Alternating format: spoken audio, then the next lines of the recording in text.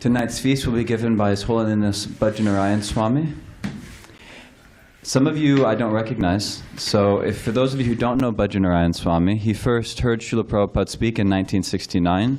He joined a temple ashram the next year in 1970. He took initiation in 1971, is that right? Yes. 1971 he took initiation. Since then, of course, like many devotees, he's been involved in a number of services, but he's mostly known for his service in managing the ISKCON temples. He's a GBC member, means he helps govern really the temples throughout the world. And he's also an initiating guru now. For some years, he's been initiating guru in ISKCON too. So he'll give a talk tonight, and that will go again till 7, and then we'll have more kirtan. Hare Krishna. Hare Krishna. Give me a minute here.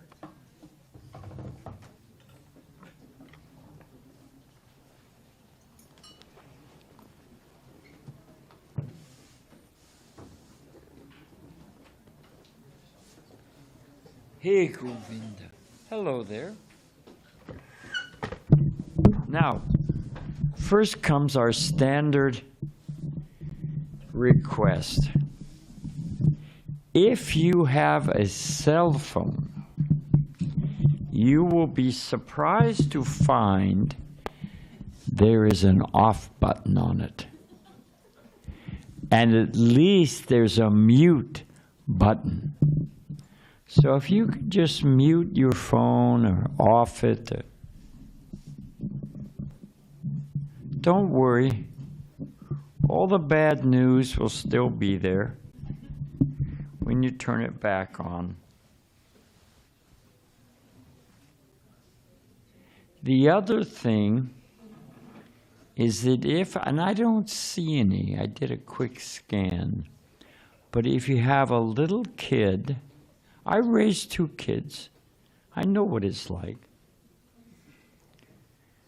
But if you have a kid, I remember being in church and counting, being so bored that I counted how many ladies had feathers on their hats, how many pipes were in the organ, so many things. So if you have a kid, look at that, who starts to express their extreme frustration and boredom or distress, I don't mind, but it distracts the other members in the audience. And to tell you the truth, it can distract me a few times.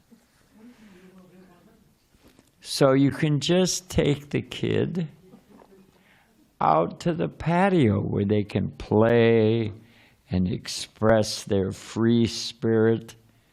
That'll be nice. So cell phones and overly rambunctious kids. Because the topic, forget me, but the topic actually matters. Shock of shocks.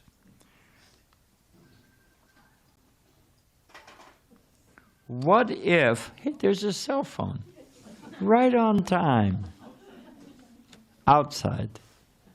Yeah. Anyway, Om Gana Timarandasya Gana Gana Salakaya Jokshushun Militan Gena Tazarishi Gurave Namaha Nama Om Vishnu Padaya Krishna Prastaya Bhutale Srimati Bhakti Vedanta Swaminiti Namane Namaste Saraswati Deve Gauravani Pacharani Nirvisesha Sunyavari Paskichade Satarani Shri Krishna Chaitanya Prabhu Nityananda Shri Advaita Gadadhara Shivasari Gaur Bhakta Vrinda Hare Krishna, Krishna Krishna, Hare Hare, Hare Rama, Rama Rama, Hare Hare. So We were talking this morning in the morning class about the idea of blind faith. And people have the idea it's strongly prevalent in our modern, mechanistic, mundane culture that if you want to believe in some magical thinking that we have a soul that's eternal and that there's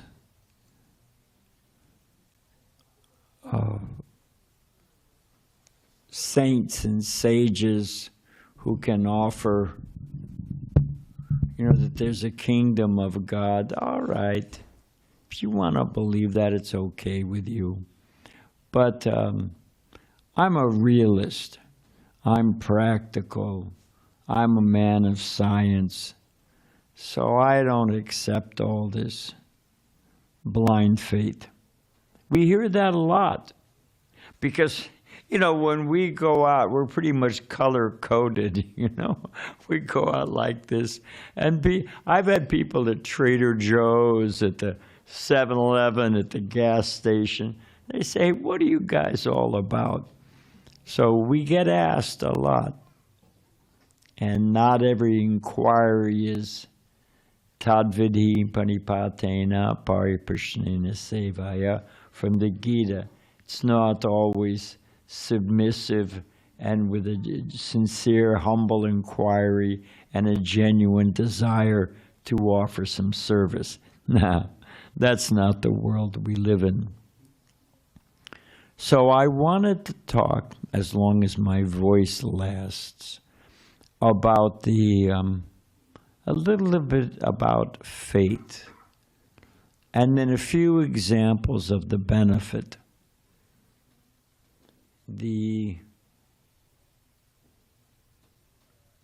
First off, one of the symptoms, just like there's seasons, there's summer, spring, fall, winter.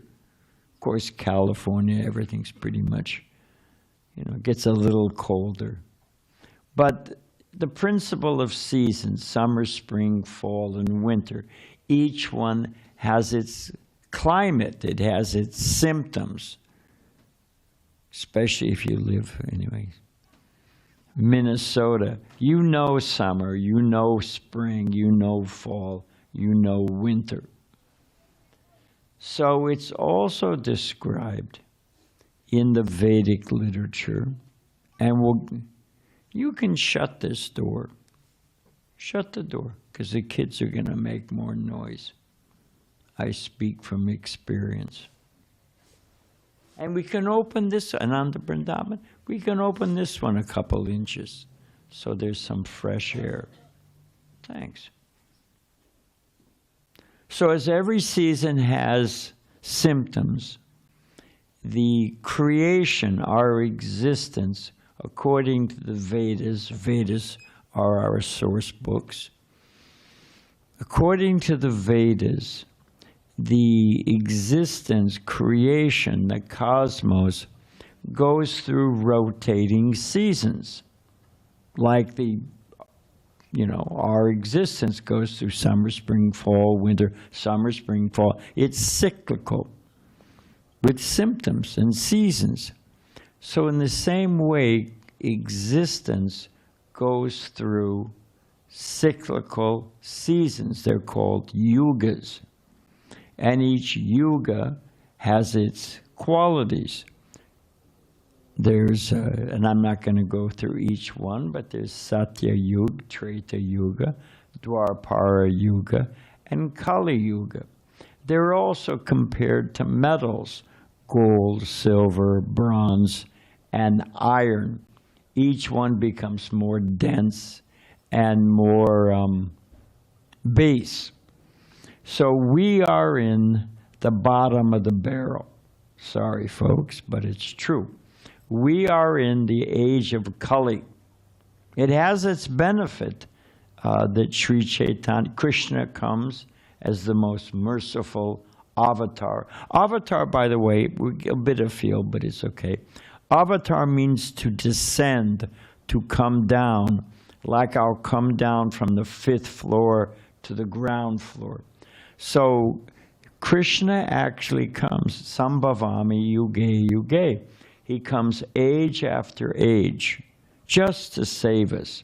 So in Kali Yuga, because it's such a dense, materialistic, dull age, he comes in the most merciful form, standing right here, Sri Chaitanya Mahaprabhu and Lord Nityananda. And he gives a very simple, powerful, sublime, it's none the lesser, but it is a very simple process of self-realization. And that is the process that Prabhupada, the founder of the Hare Krishna movement, brought to the West. That's the chanting of the holy name, so many things. But what I wanted to say was one of the symptoms of this age we're in, the symptom of the age of Kali, is that people are very proud, arrogantly proud. People say, show me God. Show me God. Well, suppose I were to say, show me the President of the United States. I don't believe he exists. Bring him here. When he manifests himself before me, then I'll believe. Is that a logical proposal?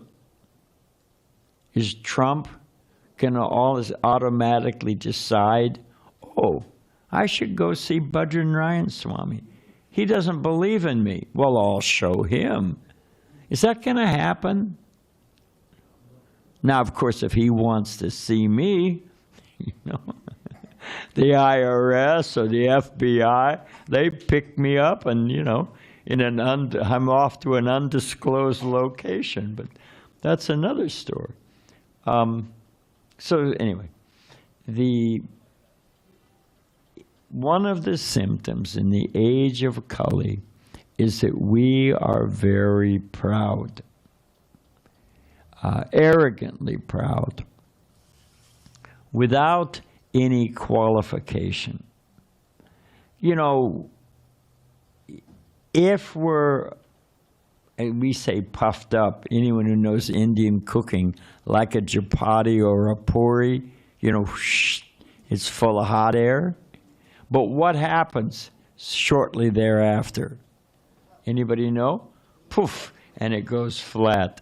So time comes along and gives us a good kick in the rear end, and our being puffed up, you know, it comes down.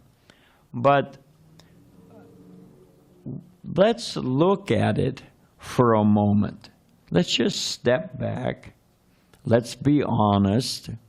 That's the beginning of truth, is honesty. So let's be honest. Can anybody tell me, show me God, I'm going to see God? Well, what is the strength of our seeing power? One man kept saying, I was at an informal talk, Srila Prabhupada was speaking in the evening. And a man he was a biology professor. First thing Prabhupada said was, poor frogs, you know, because they're always dissecting this and that, you know. But anyway, and he kept saying, well, Swami, as far as I know. Well, as far as I know. Well, Swami, as far as I know.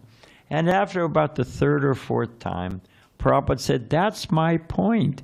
How far do you know? So show me God. Can anybody here tell me what's on the other side of this wall? Can you tell me what's going on right now? Anybody tell me? Can you even see your own eyebrows? And you're going to show me God? I mean, what's your qualification? What's your ability? So it says in the Vedas that we all, each and every one of us, has 4 defects. One of those defects is we have limited senses. If I blow a dog whistle, none of you hear it, I don't hear it. But dogs within a 2-3 block radius all go nuts. They can hear it. If I hold a prism up to a light, so many colors we couldn't see. So we're actually, if we're honest, we're in a very small spectrum of experience.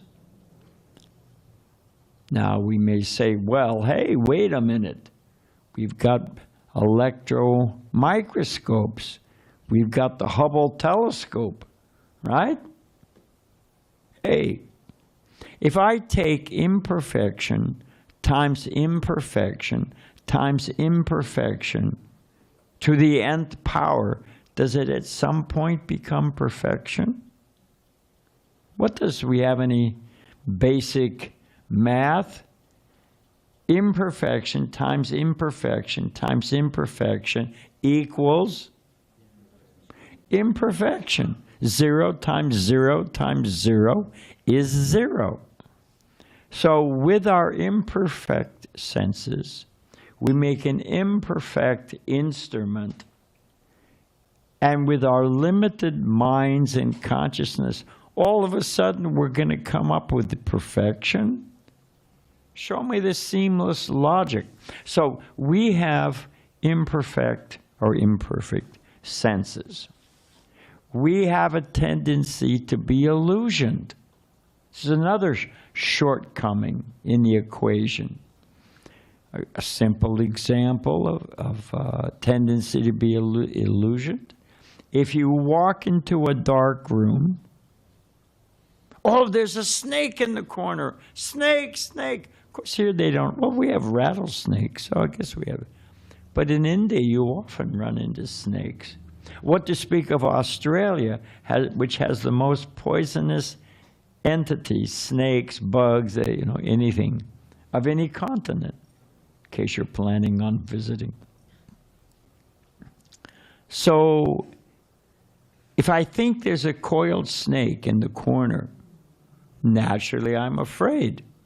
If I flick on the light and I see, oh, wait a minute, it's just a coiled rope or a coiled hose.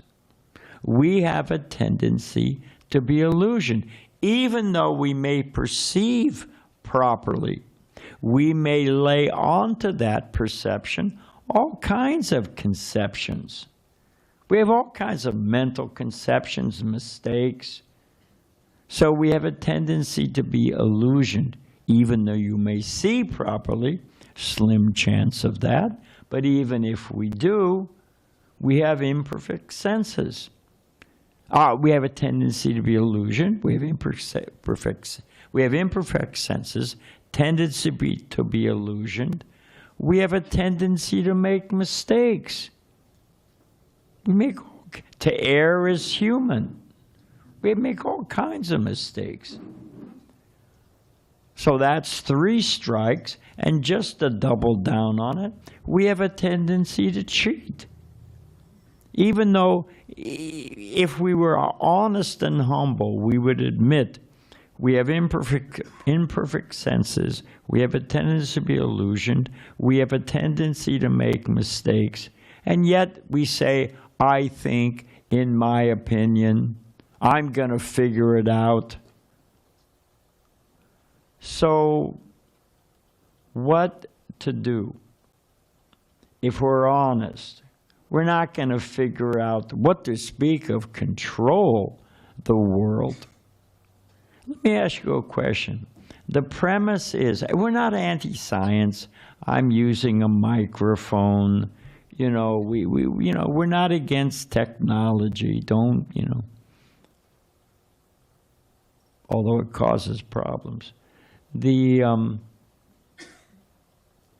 But what to do? If I'm what if, well, here, I'll use this example. Suppose some mischievous child, or it could be an adult, had poured quick dry glue on this seat. And a little dull-headed Badrinarayan Swami comes and sits in it, unbeknownst to me. Therefore, I'm glued to this seat.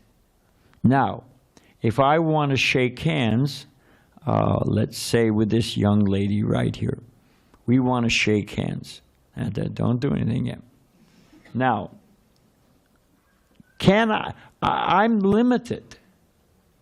I can stretch, I can practice yoga, I can get my back fixed. I was hit by a car in 8th grade, almost killed. If there's a lightning storm, don't stand next to me. Trust me, I've been through a lot. But if I'm trying to shake her hand, maybe I can get an inch or two more. Can I shake hands with this young lady or not? You're jumping ahead. But you're right. So some people were shaking their head. I'm limited. How far can I reach? Now, I affirm that yes, I can shake hands with this young lady. And how is it possible? If you get up, it's a visual. Come here. Now, was it so hard to shake hands? Thank you. But she had to take the initiative and reach to me. So it's called ascending or descending knowledge. With the ascending, that's our own investigative, we're, trying to accumulate, trying to build up. It's the same thing. Imperfection times imperfection times imperfection. You can say, well, hang on a minute. We're building on the accumulated knowledge of past generations. Each generation adds something. It sounds quite romantic and even plausible. We did this much, next generation push the frontiers of knowledge forward. Okay, I'm convinced. Well, hang on a minute. The pole vaulting, and somebody could Google it, but you could look at the 1920 Olympics, and they pole vaulted a certain height. I don't know what it is. Somebody know? Hey, stay with me. Does somebody know? Maybe it was 16 feet, 18 feet. I don't know, something like that. Now, they've got Nike running shoes. They've got fiberglass poles. They learn gymnastics so they can contort their body like a pretzel to get over the... So they've increased, right? It's true. I think they're up to 22 feet. I don't know, something like 30. Hey, let's give them 40 feet. Acme jet shoes, you never know what they could pull off out there. So the point is, now, we accept that they have increased incrementally. But does anyone in this room think that they're ever going to pole vault to the moon? Well, wait, they're making, every generation is pushing the frontiers of knowledge forward. I've given the example how we can increase with pole vaulting. Why not in the field of knowledge? No, you're never going to make it to the moon. So how can the finite, we are finite, we can't even see what's happening on the other side of the wall. We have a tendency to be illusion. We have a tendency to cheat. We have imperfect senses. We make mistakes. And we're going to figure out the infinite by our own endeavors? Help me out. So the Vedas are explaining, and there's Guru, Shastra, Sadhu. I think when you graph a quadratic equation, you get 2 points, you draw a straight line, and if the third point falls on that line, it confirms your math. I think that's a basic principle of algebra. So there's Guru, Shastra, and Sadhu. These three things, if they all line up, you've got the truth. That's the Vedic presentation. Shastra means the Vedic literature. Descending, like I said, coming down. We can talk, we can walk, we can take initiative. I mean, if one's in a healthy condition. Let me ask you just for fun. Let's suppose this is the shadow of my hand. Okay? 5 fingers last time I checked. So there's the shadow. Why does the shadow, don't overthink it, why does the shadow have 5 fingers? Huh? Yeah, because the hand has 5 fingers. The shadow and the object. The shadow has 5 fingers because the hand has 5 fingers. Similarly, we have form, we have relationships, we can take initiative, we can walk, we can talk. What is it? Om Purnamada Purnamidam Purnat Purnamudachyate Shri Upanishad Purnam. God is complete. So how can God, again, I don't know why I'm thinking about it, but here's some algebra. If I have a set of numbers and I have a subset of numbers, you didn't expect this for the Sunday feast talk. My God, algebra. But if I have a set of numbers and I have a subset of numbers, can I have a number in the subset that's not in the original set? No, everybody knows if you got a subset, original set, subset, nothing in the subset has to, if I take a drop of water from the ocean, I can analyze that drop. There's so much sodium, so much this, so much that, right? So many. Can I have anything in the drop of water that's not in the original ocean? No, it's a subset. So similarly, if we are subsets, emanations from the Supreme, the Absolute, we are byproducts, right? We're byproducts of the Absolute, emanations from, rays of this from the sun, sunlight. Can we have a quality that the Absolute cannot? Is that logical? Does that make sense? Help me out. Anybody? I know you know. I hope so. Jeez. Otherwise we're in trouble. So we have form, we have personality, we have relationships. And the Absolute is just some shining light? Does that make sense? Now, being Purnam, I'll get back to my point in a minute. But as regards to being Purnam, anyone want to argue that the sun is not all pervasive? Okay, fine, during daytime. But the sun is shining everywhere, right? I mean, especially in Southern California. Clouds, okay, so, but help me out. So the sun is all pervasive, right? So God is everywhere.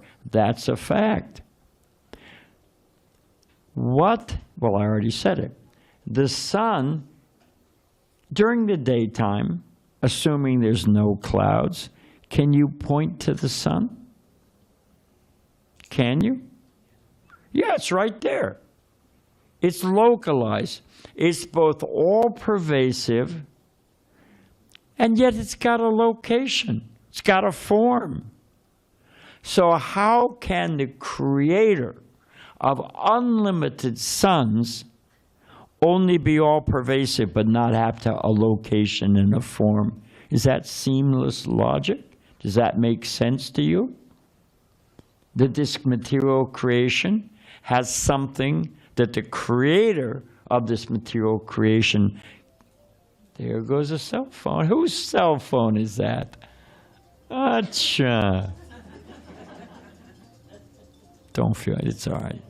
Everybody's, you know, they've done tests on kids, teenagers, and taken away their phones, you know, for a certain amount of time. And they have all the symptoms of people who have an addiction to drugs. Heart rate, everything just... So, but the point I'm trying to make is that the absolute, the supreme personality of Godhead, Krishna, is present everywhere, in every atom, in everyone's heart. What is that? Jeez, we got to hit that off button. It won't kill you. Thank you. So, the absolute, the supreme cause of all causes, Krishna, takes the initiative and explains what's going on. Anything you buy, and it's my favorite, one of my favorite examples, everything we use for cooking for Krishna and for Prashad is fresh. But you can buy canned vegetables, right? Libby's canned corn. 10,000 years old. I wouldn't eat it, but anyway. Now, do you know that on the canned corn, there's instructions? It's the simplest thing in the world. My point being that everything comes with instructions. You buy the simplest knick-knack. It's got instructions in 4 different languages. This whole creation, existence, if we accept, and there's a profound case for it being the fact, wherever there's laws, there's a lawmaker. Anybody who's an engineer, but to speak of in advanced sciences, there's so many laws of physics, laws of chemistry. There's even laws of economics. There's social laws. We're surrounded by laws, but there's no lawmaker. Explain that one to me. So my point is that the absolute is a person. And as we can walk and talk and speak, the Supreme Lord reveals the Vedas, how this world works. We can't achieve it by ascending knowledge, by our own fallible senses, mind, all that stuff. We can't we cannot take the kingdom of God by storm.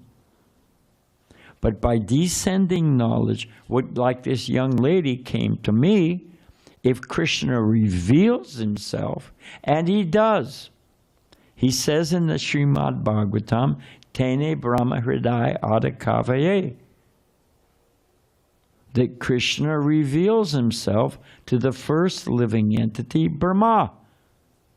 And Brahma instructs Narada, Narada instructs Vyasadeva, and in this way, the Vedic knowledge descends, ascending knowledge. I'll give you an example. And why does any of this matter? Well, let's say it this way. If I'm climbing up a hill, there's a hill, okay? Now, if I'm at the bottom of the hill, what can I see from my angle, from my perspective? I can see some bushes. I can see a rock. I can see maybe 5 feet in front of me, 10 feet, something like that, because I'm looking up. I don't know which way to go. I mean, maybe there's a trail, maybe it works, maybe it doesn't. Now, if I'm at the top of the hill looking down, change my perspective. At the top of the hill looking down, I can see. I can instruct. I can offer good advice. Hey, don't go that way. There's a cliff there. It looks like a shortcut, but that leads to a cactus patch. Don't go that way. Whoa, wait a minute. That's where the cliff is. What is it? Tadvidi panipatena pariprashnena sevaya upadekshanti te jnana jnanivas tattvadarshana. Bhagavad Gita in the early chapters, 4th chapter, instructs, just inquire, just seek out, find a bona fide spiritual master. That's like the person up high looking down. And why? And it explains very clearly and succinctly the process for that, So my point being, if we are honest and humbly accept, recognize, it's not low self-esteem, don't go mental. But if we honestly accept, hey, we're limited beings with fallible senses, and we're not going to figure out the whole thing. So what to do? What if Krishna, the supreme cause of all causes, explains, canned corn as an explanation? What if Krishna speaks Bhagavad Gita and explains time, material nature, living entities, the Supreme Lord, and what's the magic fifth? Karma. How, action and reaction, how it's all going on. What if Krishna says, hey, here's the instruction manual. Follow it and you'll be happy. Doesn't that make a whole world of sense? If there actually is a lawmaker, he let us all just, hey, work it out. Ha ha, see if you can figure it out. That's not the Supreme Lord. He sends Shastra, that's the Bhagavad Gita, the Vedic literature. And just to double down, he sends the great saints and the Acharyas, teachers by example. Ramanujacharya, Madhvacharya, so many different Acharyas. Jesus, Buddha, Muhammad. He sends so many empowered Jiva, Shaktivesh avatars, empowered living entities. He sends them. And to triple down, he sends a spiritual master to personally initiate you, personally instruct you, personally train you. Krishna is doing his part. Well, what do they say? We found the enemy, and the enemy is us. Krishna's doing his part. He's tripled down to do Guru, Shastra, Sadhu.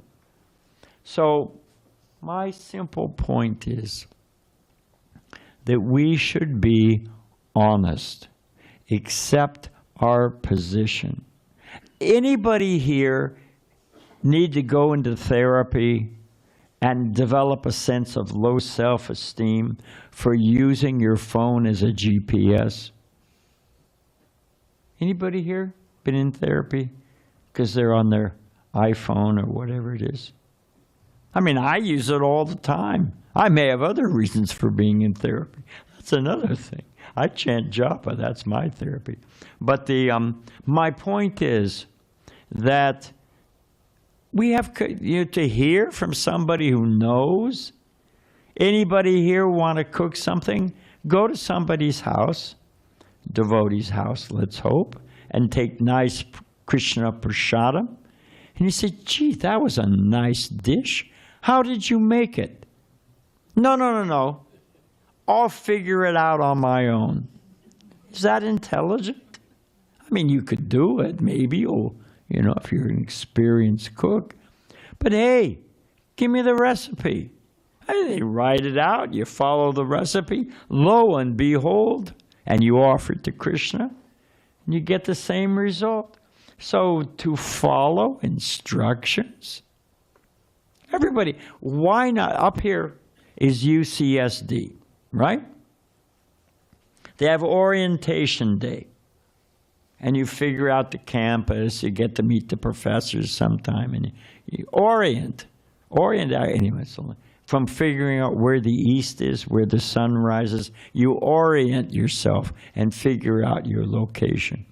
So everybody, if you're a new student, you go to orientation day, figure out how you fit in to the campus atmosphere. But instead of that, I don't know what it costs if you're a residential student at UCS. I know USC is, University of Spoiled Children. USC is like used to be $18,000 a year. And that doesn't include books. Am I right, or am I can be wrong. Is it more? A year? Ooh. You're all saying yes. And what is Harvard? Jeez.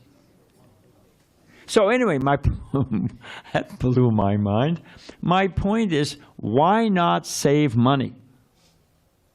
If we can just, if it doesn't require inquiry and study and practice, if knowledge just is transferred by like electrical current, my point being is the Vedic literature's there. We need a spiritual master to train us, to guide us. We need the sadhus, saints, great rishis, to give instruction, to give us a support. If that wasn't true in every field of knowledge, why not up here at UCSD, just line everybody up? Here's where the doctors are. Here's where the scientists are. Here's where the engineers are. And you just get touched in the head. Zzz. Why, I say there, I understand medicine. Zzz. Oh, I'm a mechanical engineer. It would save a lot of time and money. You're all chuckling and intended to be so. It's ridiculous. But spiritual knowledge, I'll figure it out on my own. It is not the destination, it is the journey. Oh, spare me. If you're serious about the goal, suppose I want to mail a letter. I'm visiting San Diego, and I want to mail a letter.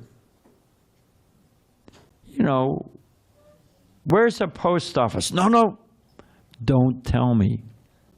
I want to experience the journey.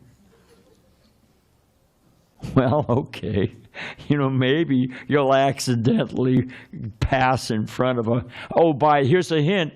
It's a red and blue box. If you're serious about mailing hang on a minute. If you're serious about mailing your letter, are you just going to roam San Diego County and hope you find a mailbox? Anybody here? I mean, if that was ever your approach, don't admit it to us. It's ridiculous. So if we accept that we are limited beings, which we are, we can't even see what's happening on the other side of the wall. We can't see our own eyebrows. if we're honest, if we're humble, if we accept that the absolute, the supreme cause of all causes, Krishna or God, can take the initiative and speak to us, and it's completely logical. In fact, it's uncruel. It's sadistic if God doesn't help us out with Vedic knowledge and great teachers, and Shastra, Scripture. So it is logical, it is reasonable, it is not blind faith. In fact, it is the most logical thing possible. It is common sense. It is not sentiment. It is not fanaticism. It is the most logical thing. So in the few minutes we have left, the whole reason I'm doing this, frankly, come on in, have a seat. Yeah, have a seat. We don't bite, we're vegetarian. Hopefully. So I wanted to encourage you. You see here, we have two things. We have the Srimad Bhagavatam. The Bhagavatam is 12 cantos. It's how many volumes in the BPT version? Huh? It's 18.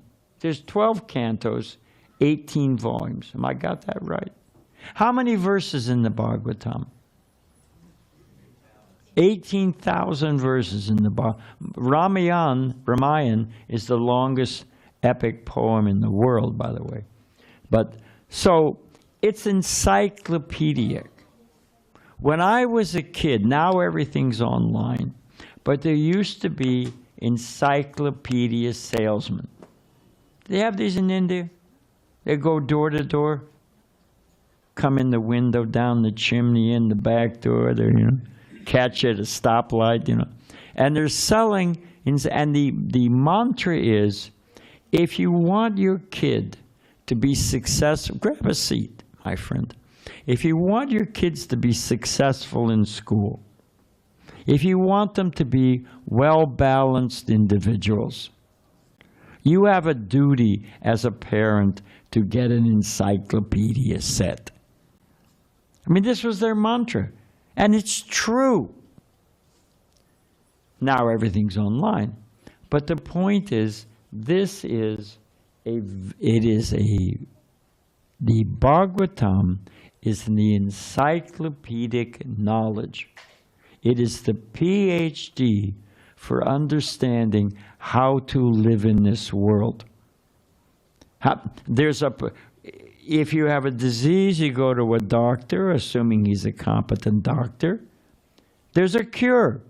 Don't eat this, do that. There's diet, there's exercise. How to cure the disease. Does anybody here, I got a pain in my side and it lasts. Do I think, wait, I'm going to figure out on my own? Anybody do that? What do you do? Help me out. Do you go online and try to figure, good luck with that. It's a true story. I want to get to my other thing, but I went to a doctor once. I had to have it's a long story, I had to have an operation. And unbeknownst to me, surgery, I had this surgery. The doctor's waiting rooms, where examination room, they all had a maritime theme, a naval maritime theme. So the room I was in was full of antique harpoons. I swear to you. He was a surgeon. His name was Dr. Butcher, which was a little unnerving. But I was sitting there, and I'm looking at all these harpoons, and I'm thinking, geez, I hope he doesn't use these. I hope, I said, hey, this is a little unnerving, Doc. So the point is, are you going to try to cure yourself at home and figure it out online? We are encouraging you. If the idea that I can hear from a higher source and follow a process and become self-realized, just like I can cure a disease, take home Srimad Bhagavatam. A set of Bhagavatams, 18,000 verses, 12 cantos, encyclopedic. And it's so much fun to read. It's got romance, it's got adventure. No saga is good without a few villains. You got to have a good villain. Otherwise, there's no tension in the story. Does the Bhagavatam, which has the whole Ramayana, the summary of the Ramayana, does the Bhagavatam have some unbelievable, what is the right word? What did I say? Villains. Do we have it? Are there any in the Bhagavatam? Is there romance in the Bhagavatam? There's spiritual romance. There's material romance. It is chock full of instruction, advice, recommendations, drama, suspense, so many things. So it's $250 today. Oh, let's make it $225. Special Blue Light Swami special. You spend that, I don't want to call anybody out, but people spend that, I don't know, in a few months on, what is it called? What's that coffee place? Starbucks. People spend that on Starbucks. You won't feed your head, won't feed your soul, but you'll quaff down that stuff. So I will make you money back guarantee, and you can put it on your card. Take home a Bhagavatam set, $225. You read it for 1 month, 5 minutes a day. You wait that long, waiting for the light to turn red on the way to work. So read the Bhagavatam 5 minutes a day for 1 month. If you skip a few days, the deal still works. Take home the Bhagavatam. If you don't find, and I won't measure you, there's no external test.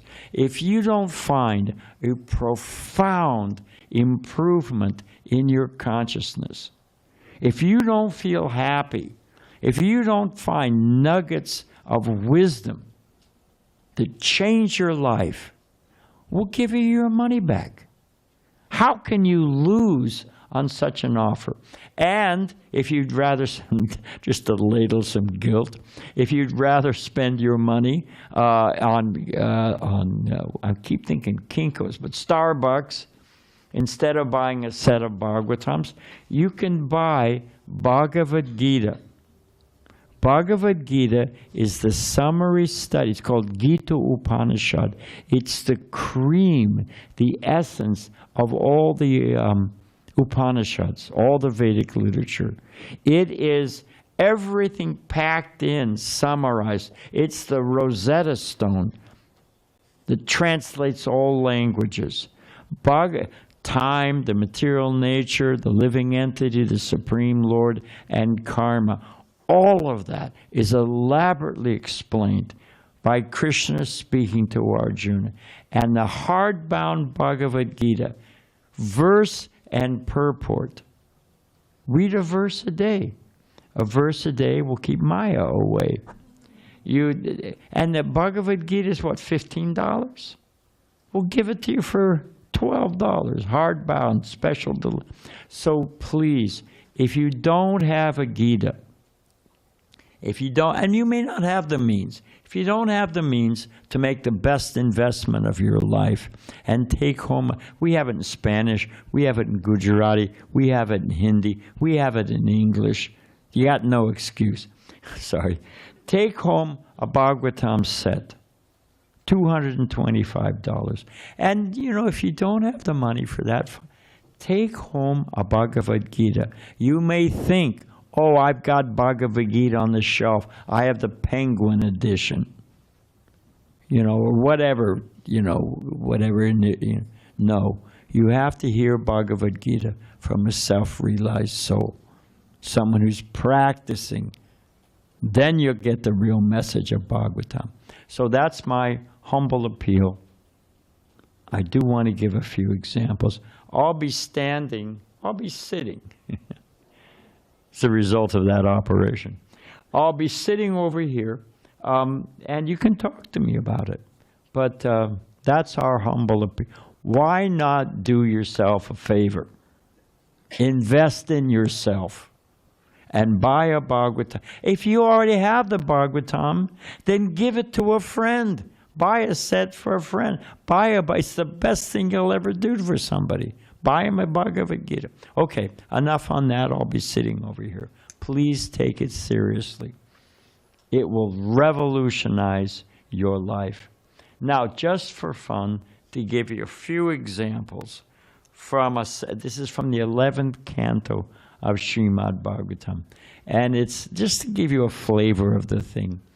It's a great sage explaining to a king, as narrated by the Bhagavatam is this story leads into this, and well, once there was a king, or there was a wanderer, there was this, you know. Oh, and that reminds me, it's a whole conversation by saints and sages and kings and rishis, all telling stories that how Narada Muni, how did he become the great sage Narada Muni? He was a maidservant's son, and what happened to him?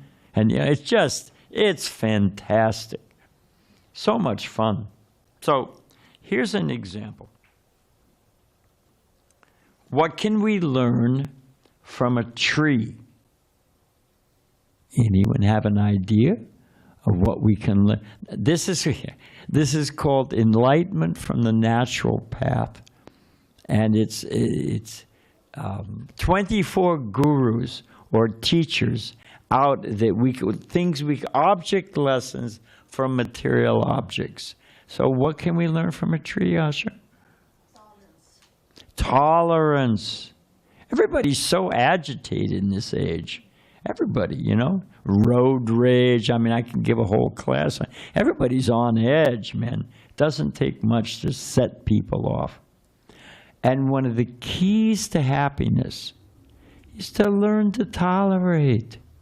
The tree stands there. It's hot. It's cold. I mean, if I can be graphic, dogs offer their respect in their own way. The dog the tree says, hey, come on, you know. I'm out of here, you know. No, it just tolerates. The ability to tolerate. Prabhupada says, another sadhu saintly person, the measure of a person's strength, it's not how much you can bench press. It's how much you can tolerate. That's the sign of it. So in addition to tolerating, what else can we learn from a tree? Wait, who said something? Raise your hand. Yeah. Selflessness. Way to go. Does the tree ever say, hey, no shade for you, buddy. Hey, you were walking that dog the other day. I'm not, you know, does it withdraw its branches? Indiscriminately, universally, the tree offers its fruits, it offers its flowers, it offers shade. It even gives its own body to us for fuel as wood. We can learn, I could go on, there's more things we can learn from a tree. Here's another example. What can we learn from the moon? What does I'll give you a more focused question. What does the moon go through? That's pretty simple. Who said phases? Where were they? Yeah, it goes through phases. It waxes and it wanes. right? It's a little sliver. Then there were just a few days ago, it was a Guru Purnima, beautiful moon. Does the moon actually change? Is the moon getting thinner and getting big? You say no? You're right, don't worry. I scared her for a minute. No. Does the moon change? Not one iota. What changes is the way we perceive it. Our angle of vision changes, in relationship to the sun and the reflection and all that stuff. But the moon doesn't change a bit. Similarly, this body changes. Ask me, I'm 73. I feel like I was hit by a truck. Actually, I was hit by a motorcycle. That's another reason not to stand next to me. So, but my point is, the body changes, but the soul and the manifestation of the soul is consciousness. It never changes. It never changes. As the moon doesn't change, our perception changes. Similarly, we are not this body. We're not old. We're not young. We're not black. We're not white. We're not male. We're not female. We've been all those things before. And from that, and I think I'll end here, there's 24 of these. Enlightenment from the natural path in one section of one chapter in the 11th canto of the Bhagavatam. Can you imagine what else is in there? Well, I'd rather go to Starbucks. Okay, that's your choice. So now I was thinking, I was in Los Angeles one time. We'll end here. I was in Los Angeles at our LA Rath Yatra. And I wanted to mention the Rath Yatra is the first, the LA Times calls the LA Temple's Rath Yatra a spiritual Barnum and Bailey's circus. It had 3 huge carts that you pull. The word Juggernaut comes from Jagannath, from the Jagannath Rath Yatra. It's just unbelievable. We distribute the San Diego Temple in 3 hours from when the parade arrives, and you can help us out, noon to 3, over somewhere, depending on the weather, between 10,000 and 15,000 free plates of full prasadam, a full meal. That's pretty far out. So, I mean, it's just, that's the LA Rath Yatra. It's the first Sunday in August. I don't know the date. 3rd? It's the 3rd of August. We have a bus that goes, that's my advertisement, my promotion. Don't miss it. It's so much fun. And you can help us. But I was at the LA Rath Yatra one year. And I was helping in the free prasadam booth where we serve out all these meals. And things were going smoothly. Jamuna Pati Prabhu was there, an expert organizer. So I slipped over to hear the question and answer booth. Because it's fun. I like to hear that. They have senior devotees there. And it was Jayadvaita Swami. So he was in the question and answer booth. And there was a big crowd in front of it. So I was sitting there. And I heard Jayadvaita Maharaj. He was saying, the primary step, the fundamental understanding. Now I should point out, I was behind a very large husband and wife couple. I mean, they were land whales. I don't know what else to say. And I'm not finding fault, whatever. But they were big size. And there was a large crowd. And I was trying to see over and around in and there. So, when Jayadvaita Swami said, primary understanding, fundamental beginning step of self-realization is to understand that we are not this body. And the big wife turned to the big husband and said, boy, that's a relief. And I thought, it's true. We're not this body. We don't grow. All fear goes right out the window. All anxiety, I'm too big, I'm too small, I got a big nose, my ears stick out, whatever it is. It's all gone.